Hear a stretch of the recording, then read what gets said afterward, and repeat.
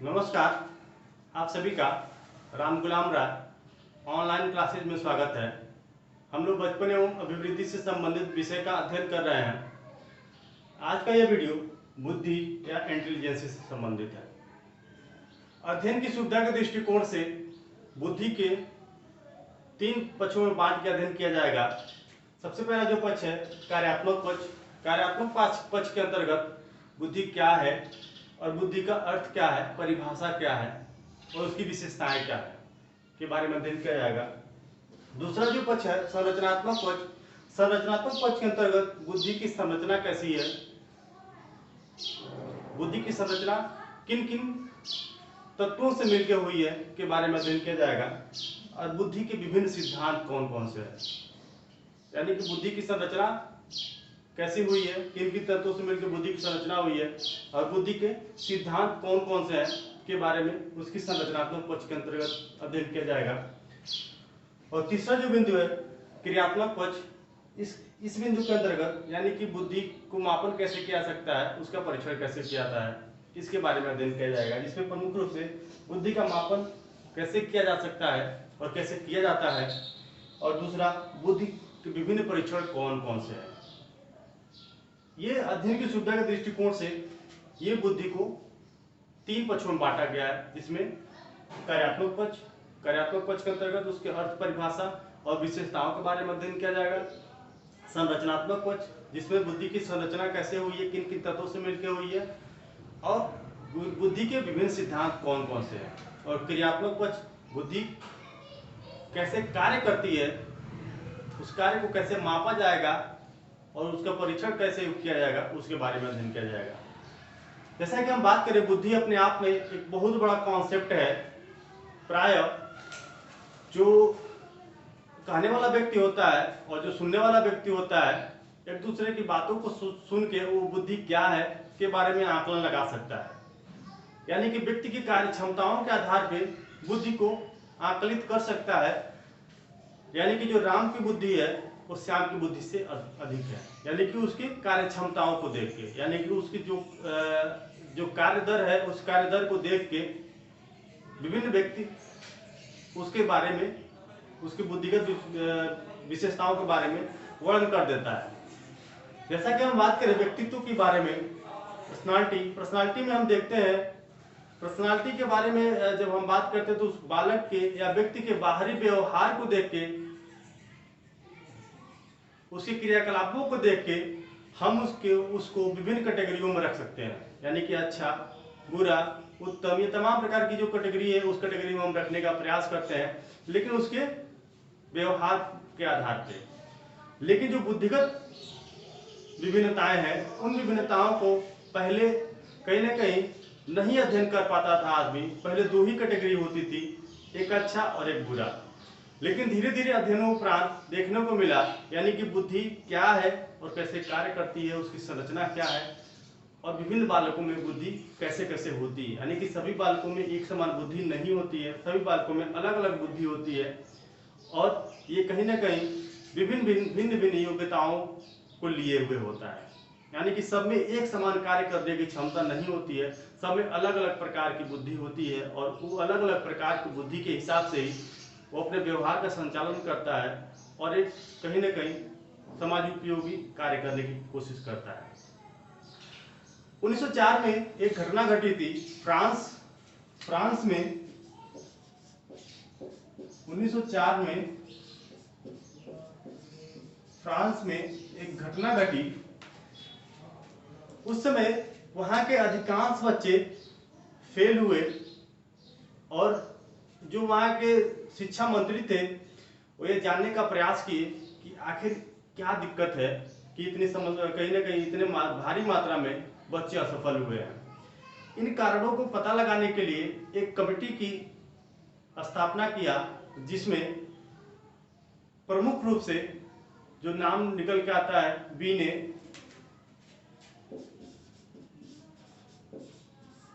Simon और प्याजे भी थे, जीन प्याजे, जिसमें जो बीने हैं उस कमेटी के अध्यक्ष थे और साइमन और जीन पियाजे उसके सहयोग की भूमिका निभाया। यानी ये लोग बालकों की विफलताओं के बारे में विस्तृत अध्ययन किया और अध्ययनों उपरांत इन्होंने बुद्धि से संबंधित कॉन्सेप्ट को जन्म दिया।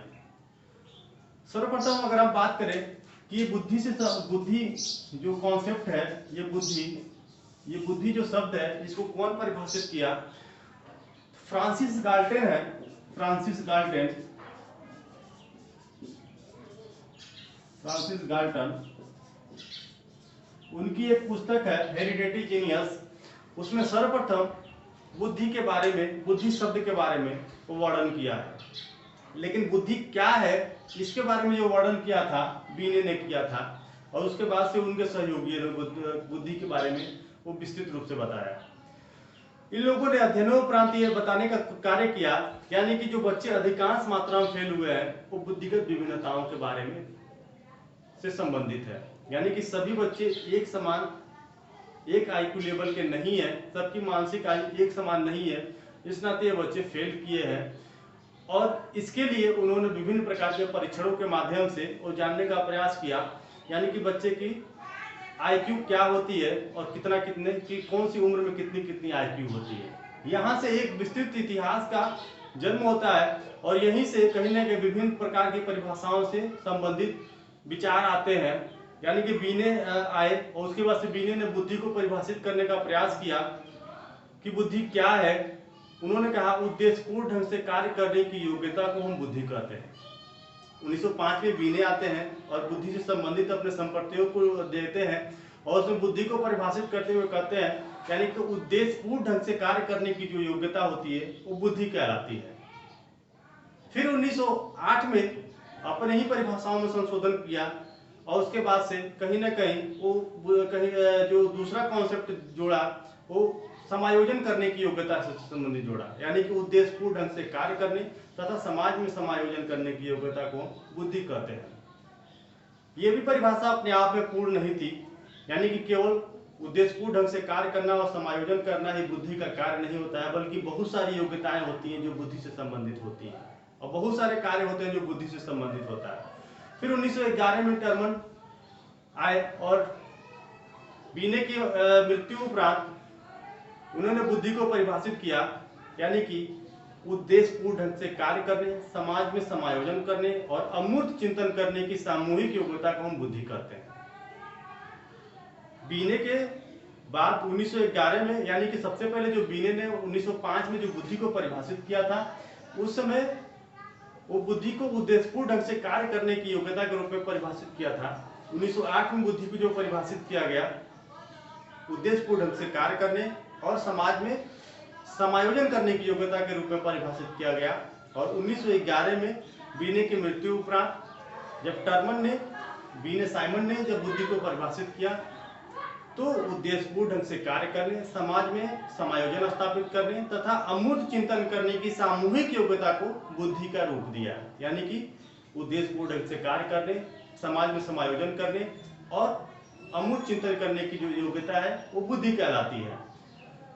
फिर 1921 में एक जर्नल ऑफ साइकोलॉजिकल कमेटी गठित होती है और उसमें कहीं ना कहीं बुद्धि से संबंधित विभिन्न 14 मनोवैज्ञानिक बैठते हैं और बुद्धि से संबंधित विषय वस्तु का अध्ययन करते हैं और एक परिभाषा देने की कोशिश करते हैं, जिसमें से तमाम मनोवैज्ञानिक जो हैं अलग अलग रूप से परिभाषा देते हैं और सभी एक कहीं ना कहीं जो उसमें से मैक्सिमम विचार निकल के आते हैं, यानी कि बुद्धि वही है जो बुद्धि परीक्षण मापता है। ये बोरिंग कहते हैं 1923 में।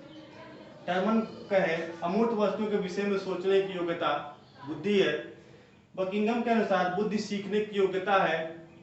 रास के अनुसार नवीन परिस्थितियों में चेतना अनुकूलन ही बुद्धि कहलाता है। और ये तमाम परिभाषाओं के उपरांत एक परिभाषा निकल के आई, यानी कि कहीं ना कहीं जो बुद्धि है वो सीखने की योग्यता है, अमूर्त चिंतन करने की योग्यता है, अनुकूलन स्थापित करने की योग्यता है, उद्देश्यपूर्ण ढंग से कार्य करने की योग्यता है और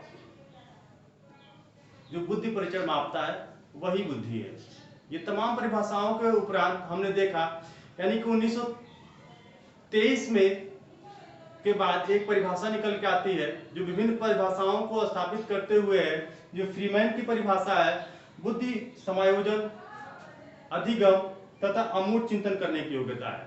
बुद्धि जो है समायोजन स्थापित करने और अधिगम करने तथा अमूर्त चिंतन करने की सामूहिक योग्यता को बुद्धि कहा। यानी कि विभिन्न परिभाषाओं को उपरांत हमने देखा, यानी कि बुद्धि वह है जो उद्देश्यपूर्ण ढंग से कार्य करता है, समाज में समायोजन स्थापित करता है, उसके बाद से अमूर्त चिंतन कार्य करता है, ये बुद्धि कहलाता है। अब हम बात करते हैं बुद्धि के प्रकारों के बारे में। तो बुद्धि के 3 प्रकार हैं। थॉर्नडाइक के अनुसार हम देखें तो बुद्धि के 3 प्रकार हैं: यांत्रिक बुद्धि, सामाजिक बुद्धि और अमूर्त बुद्धि। यांत्रिक बुद्धि और सामाजिक बुद्धि और अमूर्त बुद्धि। और गैरेट के अनुसार देखें तो गैरेट ने भी 3 प्रकार के बुद्धि का वर्गीकृत किया है: मूर्त बुद्धि, सामाजिक बुद्धि और अमूर्त बुद्धि।